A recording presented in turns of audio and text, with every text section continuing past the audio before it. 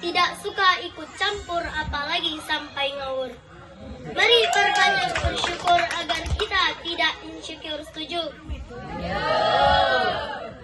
Hadirin yang dirahmati Allah, kita sebagai generasi Islami, sebagai penerus bangsa, sebagai harapan agama dan sebagai harapan orang tua kita, marilah kita menjadi pemuda-pemudi yang selalu menebarkan hal-hal kebaikan, yang selalu menebarkan hal-hal yang positif, bukan hal-hal yang negatif.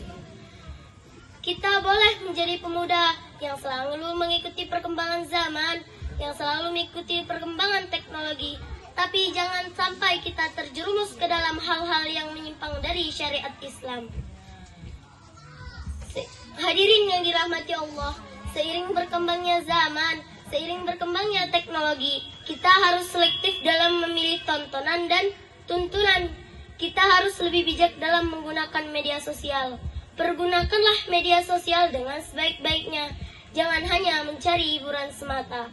Contohnya, kita bisa membuat story WA, kita bisa membuat Instagram story, kita bisa membuat konten Islami, kita bisa mengupload ulang konten yang bernuansa Islami. Seperti halnya sekarang, kita bisa berlomba lewat online. Maka dari itu, orang dari Sabang sampai Merauke akan mengetahui kita tanpa melihat secara langsung betul. Hadirin yang dirahmati Allah, Allah Subhanahu wa taala berfirman dalam Quran surah Al-Hujurat ayat 6 yang berbunyi, Bismillahirrahmanirrahim. Ya ayyuhallazina amanu in ja'akum fasikum bin naba fatabayyanu an tusibu qauman bijahalah fatusbihu ala ma fa'altum nazimin. Al-ayah, sadaqallahul azim. Yang artinya, wahai orang-orang yang beriman, apabila kamu mendapatkan sebuah berita, maka telitilah kebenarannya. Jangan sampai kamu mencelakakan suatu kaum karena sebuah kebodohan, yang akhirnya kamu akan menyesali perbuatan itu. Na'udzubillah summa na'udzubillahi min dzalik.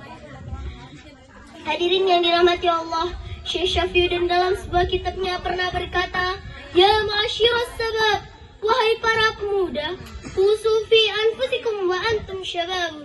Pergunakanlah masa mudamu dengan sebaik-baiknya. Fa inni wallahu ma ra'aitu wa amalah illa fi syababi. Karena sesungguhnya demi Allah, aku tidak melihat saat yang paling tepat untuk beramal kebaikan kecuali di masa muda.